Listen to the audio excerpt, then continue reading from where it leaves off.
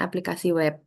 Nah, tentu saja ini sifatnya mungkin pemantik saja nggih, dan bersifat review.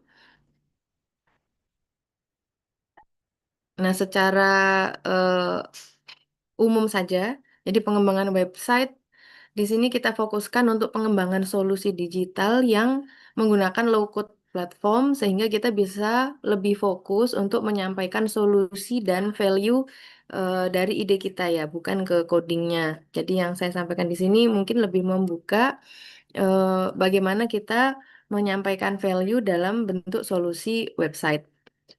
Nah, di sini ada beberapa jenis yang bisa kita kembangkan. Solusinya bisa berupa website informasi dengan menggunakan Google Sites, kemudian bisa juga membuat aplikasi berbasis data, misalkan memanfaatkan AppSheet ataupun Glide, ataupun juga Looker Studio kalau pakai bawaannya Google. Kemudian ada portfolio digital yang mana kita fokus menyajikan konten-konten ya, ya portfolio lah ya, yang mana bisa dibuat dengan menggunakan Notion atau Canva website. Kemudian kita juga bisa menyampaikan solusi untuk tampilan yang lebih profesional menggunakan Webnote ataupun Wix ya. Ini salah satu saja dari beberapa banyak mungkin yang telah Bapak Ibu coba. Nah, di sini value dan solusi yang kita sampaikan, saya ambil contohnya untuk 5 ide, yang mana nanti Bapak Ibu bisa mengembangkan lebih banyak lagi. Jadi, yang pertama adalah bentuknya berupa website sekolah. Nah, kalau kita membuat website sekolah, Bapak Ibu pasti lebih mementingkan bagaimana menyampaikan informasi yang lengkap, yang up to date, dan ini sebagai sarana komunikasi cepat. Artinya dari sisi orang tua ataupun orang yang nanti browsing tentang "Oh, sekolah ini seperti apa, program unggulannya apa, kemudian juga kalau misalkan anak saya sudah di situ apa benefit-benefit yang dia dapat, fasilitas dan selainnya itu bisa kita sajikan dalam website sekolah tersebut. Nah, jadi nanti menjadi bahan pertimbangan Bapak Ibu dan teman-teman sekalian ketika menyajikan ide, berarti fiturnya perlu kita pastikan dulu dan fitur tersebut pastinya harus sudah matang. Artinya tidak sekedar judulnya ada atau halamannya saja ada, tapi kontennya tidak up to date atau tidak lengkap. Kemudian yang lain adalah website desa. Bapak Ibu bisa melihat contoh-contoh mungkin yang ada di desa Bapak Ibu sendiri. Eh, yang kita butuhkan sebagai penduduk itu adalah transparansi publik. Jadi di sini diutamakan website desa ini menyajikan informasi-informasi transparansi, misalkan kegiatan di desa apa saja, kemudian penggunaan dana secara umum itu seperti apa. Biasanya ditampilkan di website desa ini. Selanjutnya untuk website wisata, tentu saja kita mengutamakan penyampaian promosi dan kita menyajikan fitur-fitur dari wisata apa yang ada di daerah kita atau di kota kita. Jadi di sini lebih ke penyampaian promosi, fitur-fitur yang ada di sana atau layanan yang ada di sana apa, misalkan kafe, kolam renang dan seterusnya. Nah, ini biasanya kita dapatkan dari website wisata. Selanjutnya, untuk UMKM, website UMKM lebih ditonjolkan tentu saja untuk meningkatkan atau menggenjot penjualan. Nah, jadi dengan adanya website diharapkan masyarakat umum itu lebih mengenal produk kita, lebih mengenal apa saja varian-varian yang baru, apa yang best seller dan seterusnya. Sehingga dari sisi UMKM ini terbantu dalam penjualan produknya gitu. Kemudian untuk website sosial tentu saja kontennya lebih banyak untuk edukasi dan kepedulian. Jadi kalau yang ini lebih ke NGO ya, non-government organization, yang mana lebih ke non-profit gitu. Jadi lebih ke program-programnya apa, kemudian mungkin video, bisa menampilkan juga aksi-aksi kepeduliannya. Nah, di sini ada beberapa contoh website yang saya ambil beberapa saja, tidak banyak. Nah, ini contohnya ada di SMA Negeri 1 Yogyakarta. Di sini termasuk salah satu website yang pernah mendapat penghargaan. Jadi nanti Bapak Ibu dan rekan-rekan bisa coba mengunjungi. Di sini linknya sudah saya sertakan. Ini juga gambarnya bisa diklik, nanti bisa eh, menelusuri websitenya. Kalau kita amati di website ini, informasi yang tadi, informasi cepat yang dimaksud atau yang ingin didapatkan oleh orang tua ataupun pengunjung yang kepo ya terhadap sekolah ini, dia bisa langsung tahu di sini. Profil sekolah, berita, keuangan, layanan, prestasi, profil alumni. Nah, ini penting ya Bapak Ibu untuk membangun brand dari sekolah yang sekolah kita gitu ya.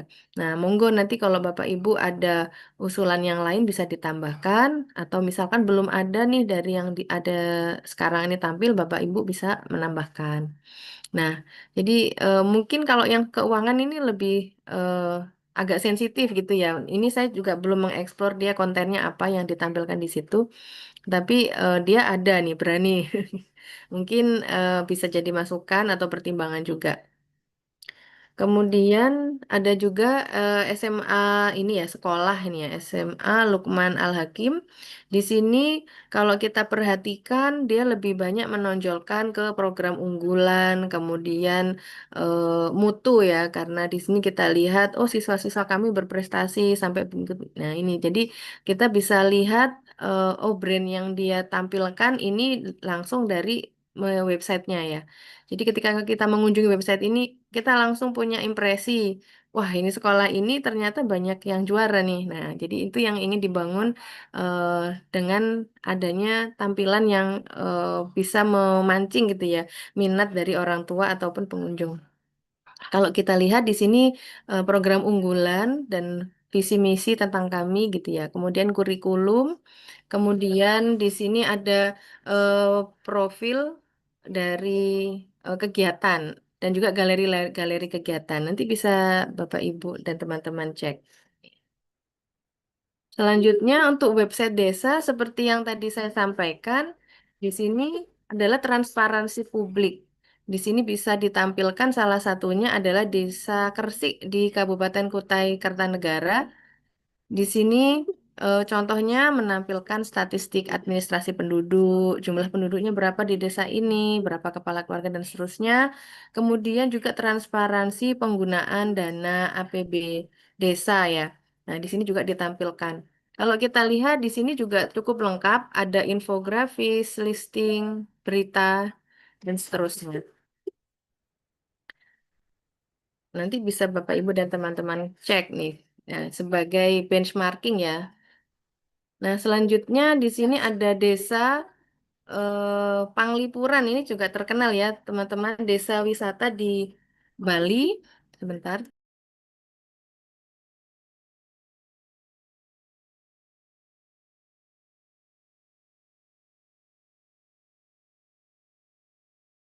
Ya, baik saya lanjutkan.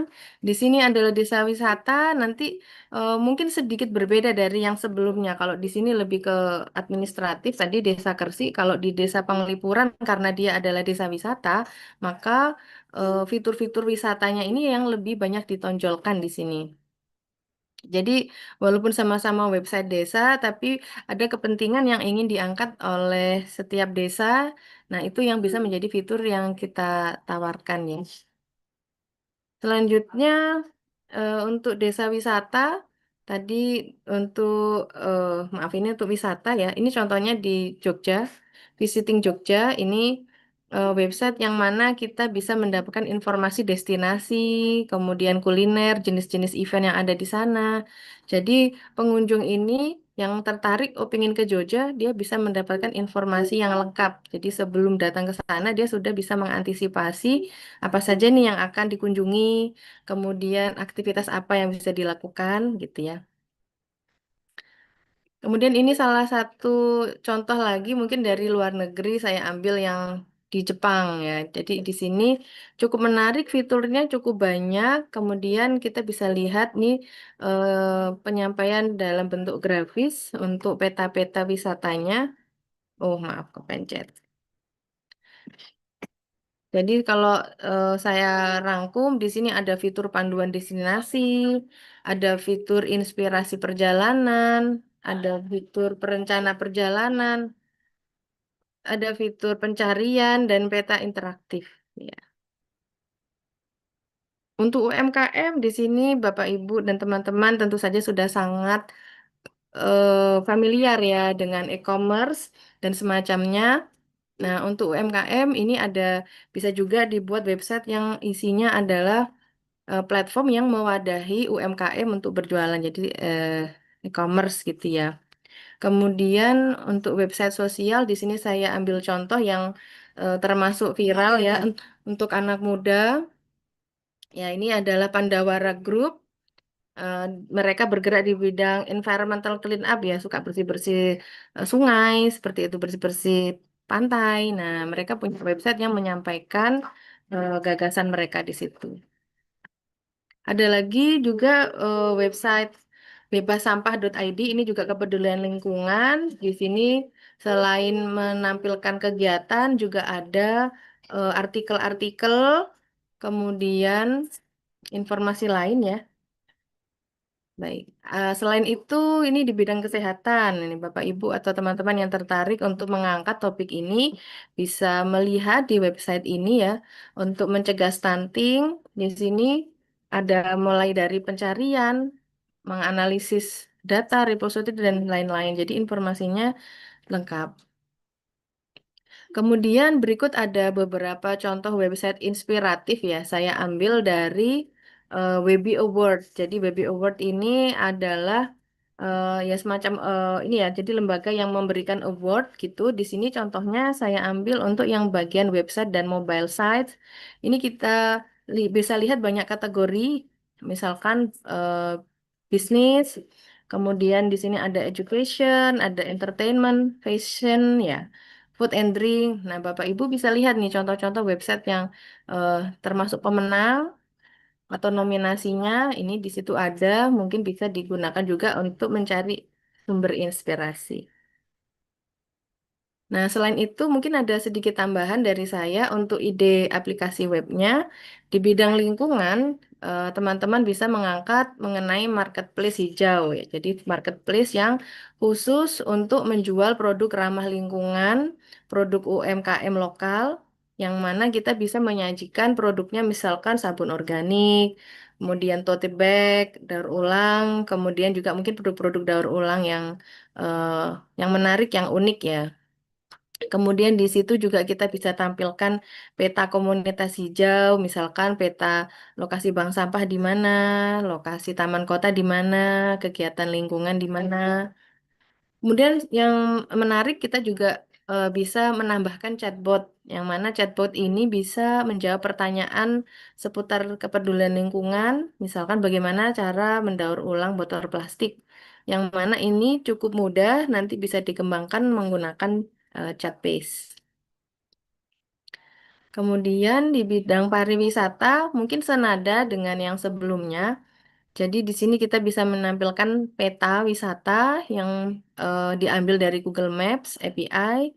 Kemudian kita bisa menambahkan dengan artikel wisata yang bisa tampil artikelnya, foto dan testimoni yang dikirim oleh warga atau siswa yang berperan sebagai kontributor.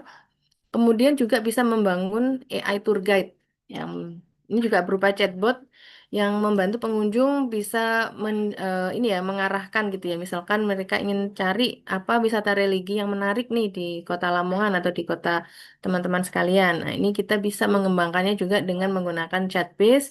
Nanti modalnya adalah kita perlu satu dokumen atau satu informasi yang berisi eh, ya wisata-wisata yang ada di kota tersebut. Nanti AI yang akan membantu menjawab pertanyaan dari pengguna berdasarkan informasi yang disediakan di dokumen tersebut.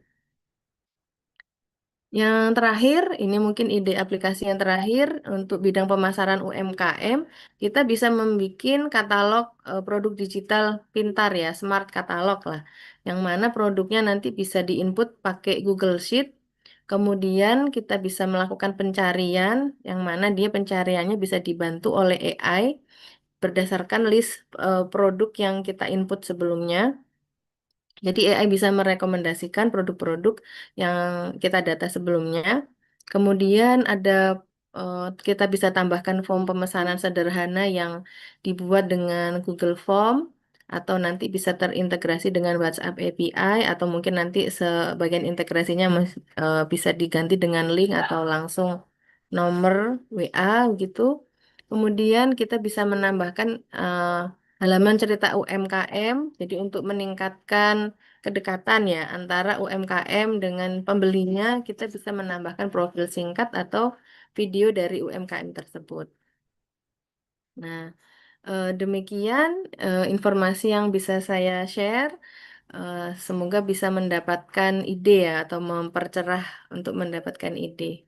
Gitu. Terima kasih. Demikian, Pak Host. Baik, terima kasih Bu